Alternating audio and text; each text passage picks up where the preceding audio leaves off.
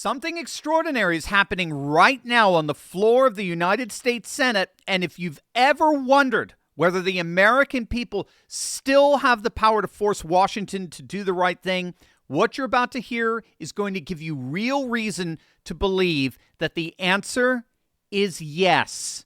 The Save America Act, the most common sense election integrity bill in a generation, supported by over 83% of Americans, including a majority of Democrats, is finally getting its day of reckoning. And the Republican Party, to their credit, is not backing down. In fact, they're going on offense in a way that hasn't been seen in this chamber in over 60 years, deploying every procedural weapon at their disposal, burning the midnight oil, and making Democrats sit in the hot seat on national television day after day to explain why they oppose a bill that the overwhelming majority of their own voters support.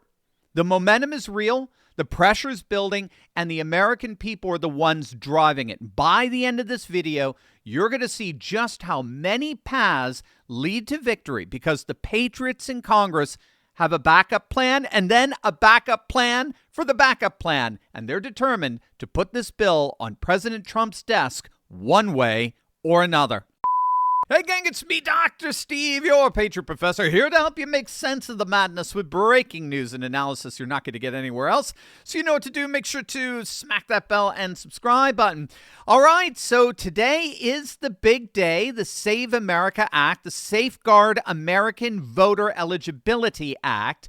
It's finally getting its long-awaited Senate floor debate this week after Senate Majority Leader John Thune initiated a procedural vote to open discussion on the landmark elections overhaul, which passed the House 218 to 213 back in February. Now, remember, the SAVE Act is very simple and as basic as you can possibly get for a constitutional republic. It would require documentary proof of citizenship to register to vote and a government-issued photo ID to vote in all federal elections. That's it. That's the SAVE Act in a nutshell. You must have proof of citizenship in order to vote in federal elections. Simple, straightforward. Who on earth could possibly stand against that? Well, the answer is actually very simple. Those whose political power depends on the ability to cheat. That's the only possible explanation. Those who believe that this act, the SAVE Act, is a threat to their power. Now, despite the fact that over 83% of Americans support the core voter ID requirement, including 71% of Democrats, the bill nevertheless is facing an uphill battle in the Senate because it can't reach the 60-vote threshold that's been weaponized by the Democrats in order to break a Democrat filibuster. And Thune himself acknowledged the math simply doesn't work, all the while resisting pressure from President Trump and Elon Musk to reinstate the talking filibuster. So in fairness, Thune is worried, again, at least this is what he's publicly saying, he's worried that a rule change would turn into a procedural nightmare because when they change the rules in the Senate, that opens up the opportunity for Democrats to propose a whole barrage of unlimited amendments that will only end up obstructing the entire process. Not so, says Utah Senator Mike Lee. I invite all within the sound of my voice who would like this bill to become law to reach out to as many people as possible, friends, neighbors, especially United States senators who might listen to you. Ask them, please get this passed. Tell them we need to invoke the talking filibuster in the United States Senate. No zombie filibuster will suffice on this one. We've got to turn to this bill, we've got to debate it, and we've got to stay on the bill until it becomes law. There can be no surrender, there can be no ifs, ands, or buts, there can be no cheap imitations here. The Republic is on the line. Let's get this done. Now, what Mike Lee is proposing is a hybrid version of the talking filibusters. We talked about this yesterday. A hybrid approach means that the bill lands on the Senate floor, and then there's the announcement of extended debate before cloture is even filed. So Democrats will have no choice but to sit in the hot seat publicly forcing them to explain their opposition to a bill supported by 80% of the American people, again, including a majority of Democrats. And they would have to publicize that opposition day after day with cameras rolling, heading into a midterm election.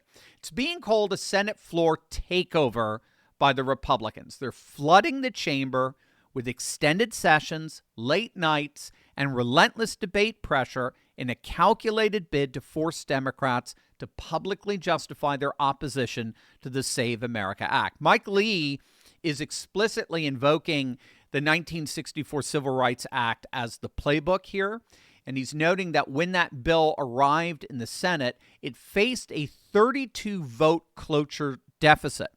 So what the Republicans did is they kept the chamber in session for 60 days straight until they broke the opposition. And Mike Lee is arguing that the same strategy is being deployed right now, and they're hoping to wear down Democrats until they either flip or they face the political consequences heading into the November midterms. The deeper stakes here go beyond the bill itself. So, for example, Senator John Cornyn, a 24-year Senate veteran who once actually said that changing the filibuster would take a wrecking ball to the United States Senate, he's now reversed course, and he's publicly supporting whatever rule changes are necessary to pass the SAVE Act. And so the very architecture of the Senate's 60-vote supermajority threshold is itself on the table here. One of the ways in which Republicans are trying to pass the SAVE Act while still keeping the filibuster is by passing it as a reconciliation bill. Reconciliation bills only require 51 votes to pass, but reconciliation bills are generally specific to budgetary issues. So the argument that senators like Louisiana's John Kerry are making is that the SAVE Act carries undeniable fiscal implications, right? Proof of citizenship requirements directly reduce the costs associated with federal benefits, welfare programs, public services flowing to ineligible non-citizens, which is precisely the kind of mandatory spending reform that qualifies under what's called the Byrd Rule, which requires that reconciliation provisions have to have a direct budgetary effect. Also, the precedent is fully on the Republican side. Democrats used the reconciliation process twice in recent years to pass sweeping partisan legislation on party line votes.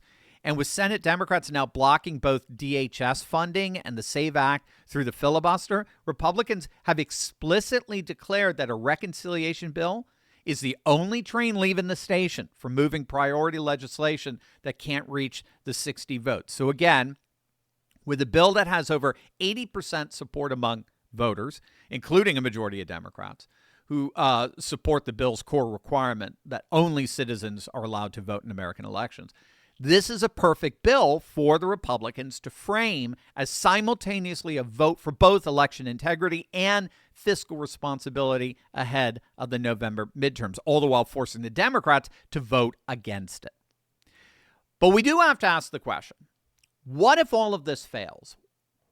What if the Senate is so utterly dysfunctional that it can't pass a piece of legislation supported by over 80% of the nation, again, including a majority of Democrats? What then? That is exactly what we're about to find out. But first, let's talk about our health, because we can't save this country unless we first take care of ourselves. And I'm talking particularly to you men out there.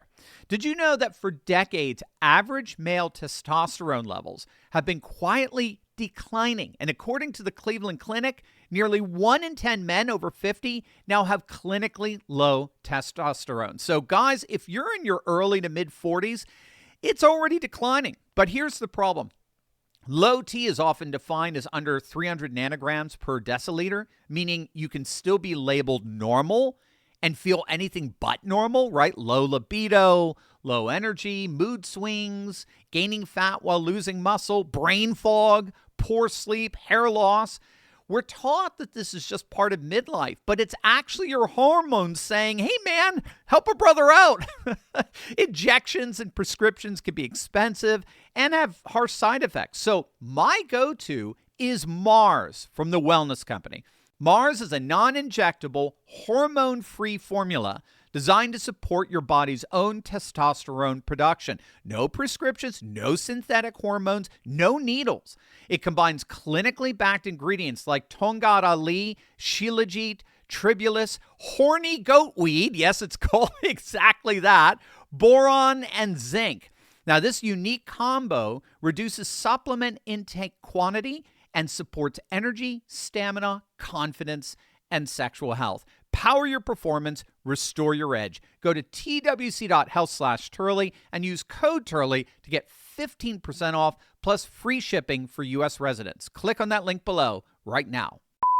I can tell you what I'll tell Democrats. You should listen to the American people. Ostensibly, we're supposed to come here and represent the interests of the American people. This is a 90-10 issue in public opinion polling, and Democrats agree that you should be a citizen and have a photo ID to vote at a tune of about 70%. So there's no argument that you shouldn't do this. If they want free and fair elections, if they don't think fraud should be a problem, then they should vote to enforce federal law. It's already the law, as you know. It's already the law that you have to be a citizen to vote in American elections, and we should enforce that. And having a photo ID, you have to have a photo ID to do everything in American society. Why not to vote? It's ridiculous for them to oppose it. We are cheering along the Senate Republicans and trying to force this through. Hopefully, we can get this to the president's desk for signature. It's a top priority, not just for Republicans in Congress. Again, common sense versus crazy. It's crazy to say that you should not be a citizen or not have ID to vote.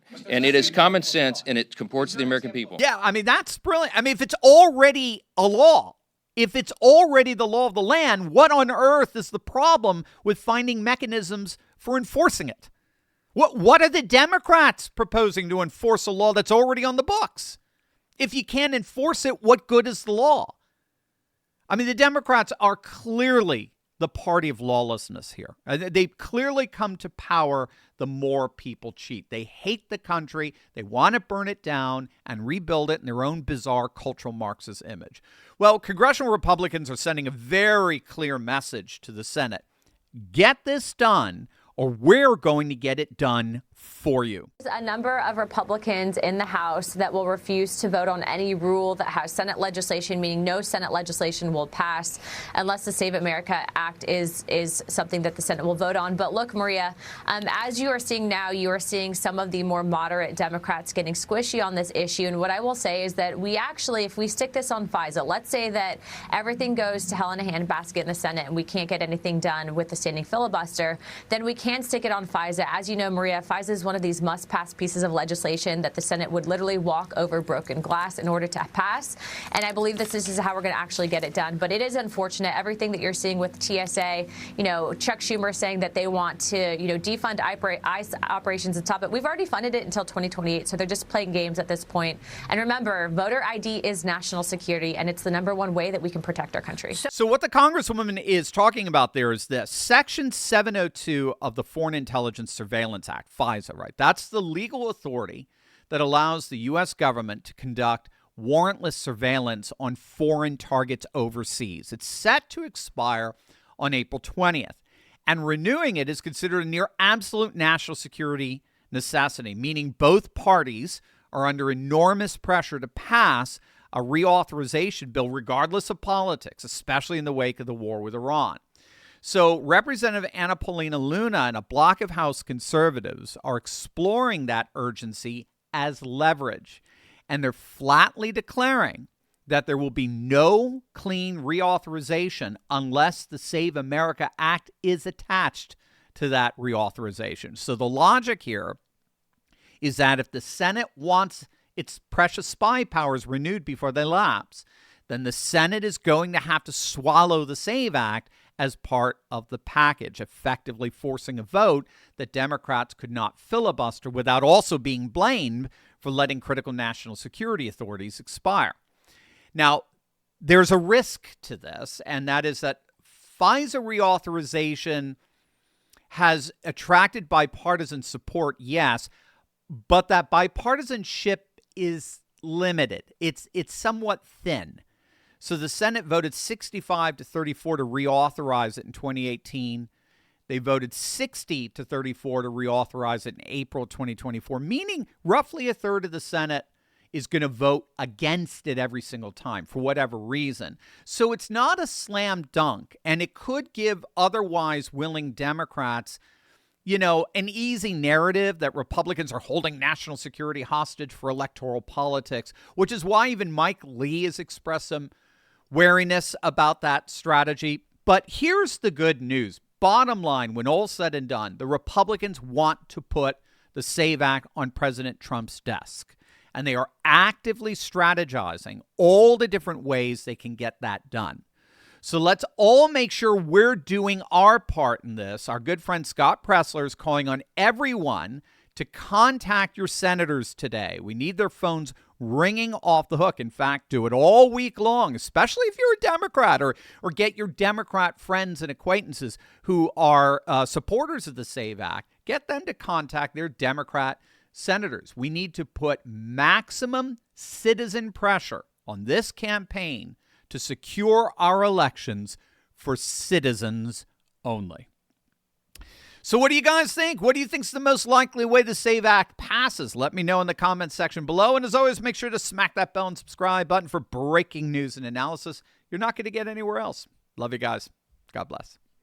If you love seeing faith, family, and freedom winning again, you'll love Turley Clips. These are short, uplifting highlights from our show filled with stories of renewal, courage, and hope that prove a new conservative age is rising every single day. Subscribe to Turley Clips today and stay inspired, encouraged, and connected to a movement that's building a brighter future.